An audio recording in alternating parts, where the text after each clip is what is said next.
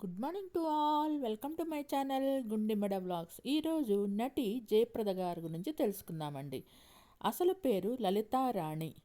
3 April 1962న రాజమండ్రిలో జన్మించారు. ఒక భారతీయ నటి మరియు రాజకీయ నాయకురాలు. ఆమె ప్రధానంగా హిందీ సినిమాలతో పాటు తెలుగు మరియు తమిళ చిత్రాల్లో 70ల చివరిలో, 80వ దశకంలో మరియు 90వ దశకం ప్రారంభంలో ఆమె చేసిన పనికి ప్రసిద్ధి చెందారు.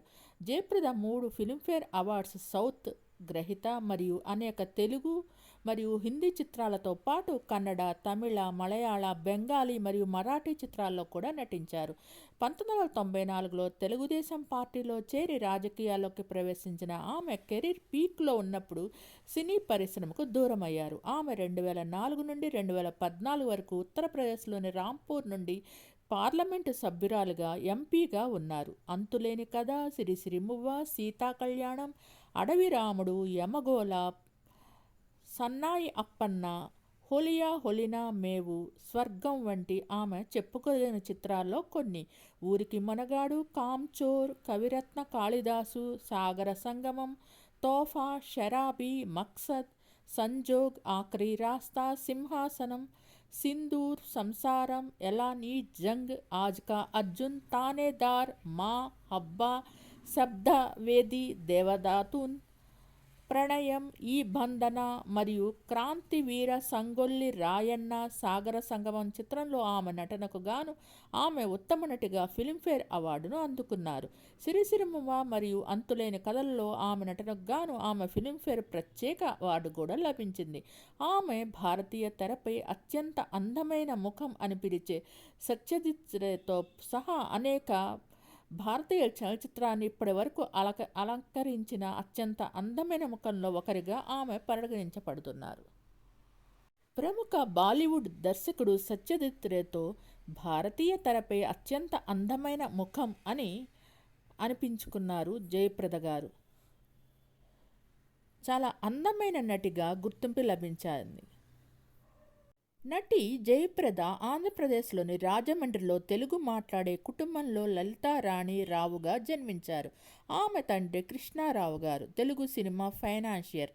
ఆమె తల్లి నీలవేణి గృహిణి. లలిత రాజమండ్రిలోని తెలుగు మీడియం పాఠశాలలో చదువుకున్నారు మరియు చిన్న వయసులోనే నృత్య మరియు సంగీత తరగతుల్లో కూడా చేరారు. జయప్రద యుక్త వయసులో ఉన్నప్పుడు ఆమె తన పాఠశాల వార్షిక కార్యక్రమంలో నృత్యం చేశారు. ప్రేక్షకుల్లో ఉన్న ఒక సినిమా దర్శకుడు ఆమెకు తెలుగు చిత్రం భూమి కోసం 1974లో 3 నిమిషాల డ్యాన్స్ నంబర్ ఇచ్చారు. ఆమె వెనకాడింది, కానీ ఆమె కుటుంబం దాన్ని అంగీకరించమని ప్రోత్సహించింది. సినిమాలో ఆమె చేసిన పనికి కేవలం ₹10 మాత్రమే చెల్లించారు.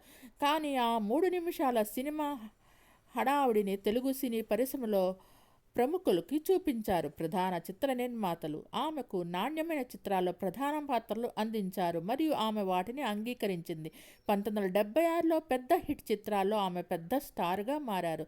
దర్శకుడు కె బాలచందర్ యొక్క నలుపు తెలుపు చిత్రమైన 1976లో వచ్చిన అంతులేని కథ ఆమె నాటకీయ నైపుణ్యాలను ప్రదర్శించింది. కె విశ్వనాథ్ యొక్క కలర్ ఫిల్మ్ సిరిసిరిమువ్వ 1976లో ఆమె అద్భుతమైన నాట్య నైపుణ్యాలు కలిగి ఉన్న మొగ అమ్మాయి పాత్రను పోషించి మెప్పించారు మరియు భారీ బడ్జెట్ పౌరాణిక చిత్రం సీతా కళ్యాణం 1976లో సీతగా ఆమె టైటిల్ రోల్ పోషించారు. ఆమె బహుముఖ ప్రజ్ఞను అందించారు. 1977లో ఆమె అడవి రాముల్లో నటించింది. ఇది బాక్సాఫీస్ రికార్డును బద్దలు కొట్టింది మరియు ఆమె స్టార్ హోదాను శాశ్వతంగా సుస్థిరం చేసింది.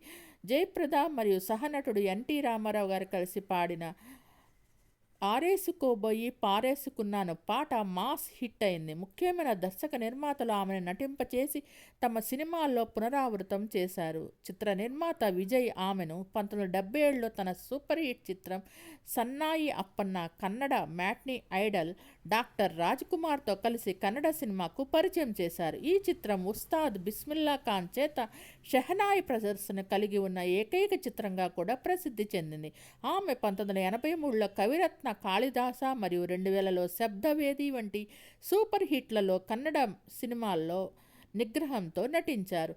1979లో కె బాలచందర్ ఆమెను కమల్ హాసన్ మరియు రజనీకాంత్ల సరసన నిన్నైతైల్ ఇనుక్కుం అనే తమిళ చిత్రంలో పునరావృతం చేశారు. ఇందులో ఆమె అనారోగ్యంతో బాధపడుతున్న రోగిగా నటించారు. ఆమె 70 మరియు 80లలో ఎన్టీఆర్, ఏఎన్ఆర్, కృష్ణరాజు మరియు శోభన్ బాబు వంటి నటుల సరసన తెలుగులో మరిన్ని చిత్రాల్లో నటించడం కొనసాగించారు. శ్రీ రాజేశ్వరి విలాస్ కాఫీ క్లబ్, భలే కృష్ణుడు, ఊరికి మనగాడు, ముందడుగు, ప్రజారాజ్యం మరియు సింహాసన్ వంటి చిత్రాలతో కృష్ణతో అత్యధిక చిత్రాల్లో నటించారు. కె విశ్వనాథ్ హిందీలో సిరిసిరి మువ్వని సర్గం పేరుతో రీమేక్ చేసి 1979లో జయప్రదను బాలీవుడ్కి పరిచయం చేశారు. ఆ చిత్రం విజయవంతమైంది మరియు ఆమె అక్కడ కూడా స్టార్ అయింది. ఆమె తన మొదటి ఫిల్మ్ఫేర్ ఉత్తమ నటి నామినేషన్ సంపాదించింది, కానీ ఆమెకు హిందీ మాట్లాడడం రాదు కాబట్టి ఆమె విజయాన్ని ఉపయోగించుకోలేకపోయింది. 1981లో ఆమె విమర్శకుల ప్రశంసలు పొందిన తమిళ చిత్రం 47 నాట్కల్లో నటించింది మరియు అదే సమయంలో చిత్ర నిర్మాత కె బాలచందర్ ద్వారా 47 రోజులు అనే తెలుగు సినిమాని నిర్మించింది. ఇందులో చిరంజీవి తన ప్రతినాయకుడు పెద్దవాది భర్తగా నటించారు. ఆమె హిందీ పాఠాలు తీసుకున్న తర్వాత దర్శకుడు కె విశ్వనాథ్ ఆమెను హిందీ చిత్రాల్లో మళ్లీ ప్రారంభించారు. ఆమె మొదటిసారిగా హిందీలో అనర్గళంగా మాట్లాడిన కామ్ చోర్తో కె విశ్వనాథ్ గారి దర్శకత్వం వహించిన సాగర సంగమం కమల్ హాసన్ నటించిన ఆమె కెరీర్లో ఒక మైలురాయిగా నిరూపించబడింది. 1983లో ఆమె ఉత్తమ నటిగా ఫిలింఫేర్ అవార్డుతో సహా అనేక ప్రశంసలు గెలుచుకుంది. ఆమె ఇప్పుడు హిందీ చిత్రాల్లో స్థిరంగా పనిచేయగలుగుతుంది మరియు ప్రకాష్ మెహ్రా యొక్క షరాబీలో అమితాబ్ బచ్చన్ యొక్క ముద్దుల ప్రియురాలుగా నటించినందుకు గాను ఉత్తమ నటిగా మరో 2 ఫిలింఫేర్ నామినేషన్లు పొందారు. 1984లో మరియు కె విశ్వనాథ్ యొక్క సంజోగ్లో ఆమె సవాల్తో కూడిన ద్విపాత్రాభినయం చేశారు. జయప్రద అమితాబ్ బచ్చన్ మరియు జితేంద్రలతో మాత్రమే కాకుండా ఆమె దాదాపు డజన్ చిత్రాల్లో నటించిన తన తక్షణ ప్రత్యర్థి శ్రీదేవితో కూడా విజయవంతమైన బృందాన్ని నటించారు. వారు హిట్ తెలుగు చిత్రం దేవత, అక్కడ వారు ఒకరి కోసం ఒకరు భారీ త్యాగాలు చేసిన సోదరీమణులుగా నటించారు.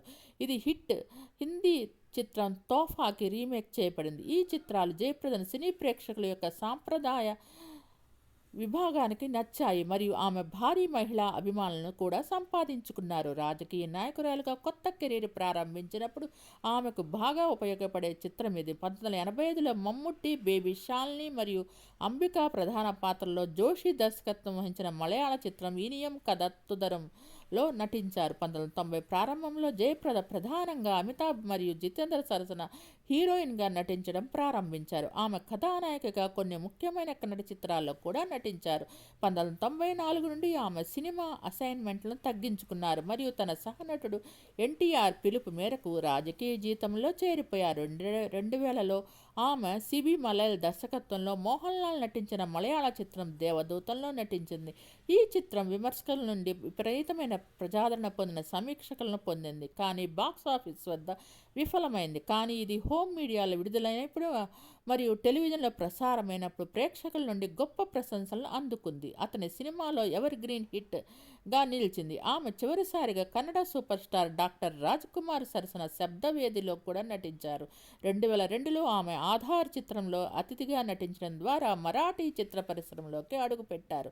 ఇప్పటి వరకు ఆమె 8 భాషల్లో నటించారు మరియు 30 ఏళ్ల సినీ కెరీర్లో 300 చిత్రాలను పూర్తి చేశారు. 2004లో ఈమె ఈ స్నేహతిరతు అనే మలయాళ చిత్రంలో కుంచాకో బోబన్ తల్లిగా నటించారు. ఆమె పరిణతి చెందిన పాత్రలు చేయడం ప్రారంభించారు. చెన్నైలోనే జయప్రద థియేటర్ కూడా ఆమె సొంతం. 2011లో ఆమె మోహన్ లాల్ మరియు అనుపమ ఖేర్లతో కలిసి ప్రణయం చిత్రంలో బలమైన పాత్రలో మలయాళ సినిమాకి తిరిగి వచ్చారు. ఆ చిత్రంలో ఆమె గ్రేస్గా నటించారు. ఇది ఆమె విమర్శకుల ప్రశంసలు మరియు అనేక అవార్డులను గెలుచుకున్నారు. ఆమె 2012లో విడుదలైన కన్నడ చిత్రం క్రాంతివీర సంగొల్లి రాయన్న ధైర్యవంతురాలైన కిత్తూరు చెన్నమ్మగా చారిత్రాత్మకమైన పాత్రను ధరించి బాక్సాఫీస్ వద్ద 100 రోజులు పూర్తి చేసుకుంది. 22 ఫిబ్రవరి 1986న ఆమె నిర్మాత శ్రీకాంత్ సెహతాను వివాహం చేసుకున్నారు. అతనికి అప్పటికే చంద్రను వివాహం చేసుకున్నారు మరియు 2 పిల్లలను కూడా కలిగి ఉన్నారు. ఈ వివాహం చాలా వివాదాలను రేకెత్తించింది. ప్రత్యేకించి సెహతా తన భార్యకు విడాకులు ఇవ్వలేదు మరియు జయప్రదను వివాహం చేసుకున్న తర్వాత అతను మొదటి భార్యతో ఒక బిడ్డను కూడా కలిగి ఉన్నది. అలా జయప్రద ముగ్గురు పిల్లల తండ్రి అయిన శ్రీకాంత్ సెహతాను ప్రేమించి వివాహం చేసుకున్నారు. 1994లో టీడీపీ వ్యవస్థాపకుడు ఎన్టీ రామారావు గారి ఆహ్వానం పేరకు అసెంబ్లీ ఎన్నికల సందర్భంగా జయప్రద పార్టీలో చేరి అంచెలంచెలుగా ఎదిగారు. ఆ సమయంలో ఆమె ఎన్నికలకు పోటీ చేస్తారని ఊహాగానాలు వచ్చాయి. అయితే రామారావు గారు ఆమెకు సీటు ఆఫర్ చేసినప్పటికీ ఆమెకు తన ఎన్నికల అరంగేట్రం చేయకూడదని నిశ్చయించుకున్నారు.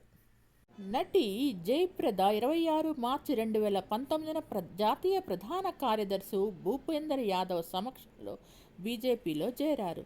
జయప్రద భారతీయ సినిమా యొక్క గొప్ప మరియు అందమైన నటీమణుల్లో ఒకరిగా పరిగణించబడుతున్నారు. భారతీయ దర్శకుడు సత్యజిత్ రే ఆమెను ప్రపంచంలోనే అందమైన మహిళలలో ఒకరిగా అభివర్ణించారు. ఆమె బెంగాలీ చిత్రాల్లో నటించినప్పటికీ ఆమె ఎప్పుడూ సత్యజిత్ రే కోసం పని చేయలేదు. ఒక సినిమా కోసం రే తనని దృష్టిలో పెట్టుకున్నాడని ఆమె పేర్కొంది. అయితే అతని అనారోగ్యం మరియు తదుపరి మరణం వారి సహకారాన్ని నిరోధించింది. 2022లో ఆమె అవుట్లుక్ ఇండియా యొక్క 75 ఉత్తమ బాలీవుడ్ నటీమణుల జాబితాలో స్థానం పొందారు. 1980లు మరియు 90లో హిందీ మరియు తెలుగు చిత్రాల్లో అత్యధిక పారితోషికం పొందిన నటి జయప్రద 1984 నుండి 1991 వరకు బాక్సాఫీస్ ఇండియా యొక్క అగ్ర నటీమణుల జాబితాలో కనిపించారు. ఫిలింఫేర్ కోసం వ్రాస్తూ దేవేష్ శర్మ ఆమెను ఆమె కాలంలోని అత్యున్నత వాణిజ్య నటీమణుల్లో ఒకరిగా పేర్కొన్నాడు. ఆమె హిందీ అరంగేట్రం సందర్భంగా సర్గం విడుదలైన తర్వాత జయప్రద రాత్రిపూట సంచలనంగా మారింది. ఆమె శాస్త్రీయ సౌందర్యం అజంతా విగ్రహాలతో పోల్చబడింది. ఆమె తన శాస్త్రీయ ఆధారిత నృత్యాలతో హిందీ చలనచిత్ర ప్రేక్షకులను అబ్బురపరిచింది. ది హిందూ యొక్క నీరజామూర్తి ఇలా పేర్కొన్నారు: 40 ఏళ్లుగా జయప్రద తెరపై హృదయాలను కదిలించే అద్భుతమైన గ్లామరస్ తార. న్యూస్ 18 యొక్క నిబంధ్ వినోద్ ఇలా పేర్కొన్నారు: జయప్రద ఆమె ఆకర్షణ, మనోహరమైన నృత్య నైపుణ్యాలు మరియు సూక్ష్మమైన నటన చాతుర్యం పరిశ్రమను శాసించారు. చిత్ర నిర్మాత సత్యజిత్ రే జయప్రదను భారత తెరపై అత్యంత అందమైన ముఖంగా అభివర్ణించారు. 2019 బయోపిక్ చిత్రం ఎన్టీఆర్ కథానాయకుల్లో నటి హన్సికా మోత్వాని జయప్రద పాత్రను పోషించారు. మీకు జయప్రద గారు నటించిన సినిమాలు చూడాలంటే యూట్యూబ్లో లభ్యమవుతాయి, చూడండి. మీకు ఈ వీడియో నచ్చినట్టయితే లైక్ చేయండి, కామెంట్ చేయండి. Thank you all.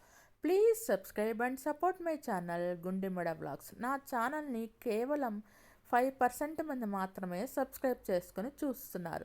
Please subscribe and support my channel Gundimada vlogs.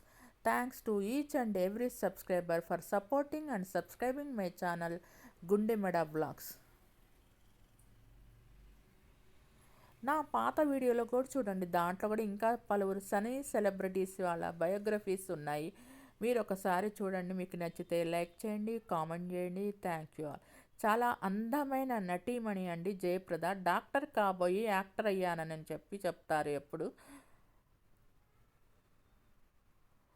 Super star Krishna గారు చాలా ప్రోత్సహించారు జయప్రద గారిని. సూపర్ స్టార్ కృష్ణ గారి పక్కన జయప్రద గారు అత్యధికంగా 45 సినిమాల్లో నటించారు. మీకు ఈ వీడియో నచ్చినట్టయితే లైక్ చేయండి, కామెంట్ చేయండి. Thank you all. Please subscribe and support my channel Gundimada Vlogs. Thanks to each and every subscriber for supporting my channel Gundimada Vlogs.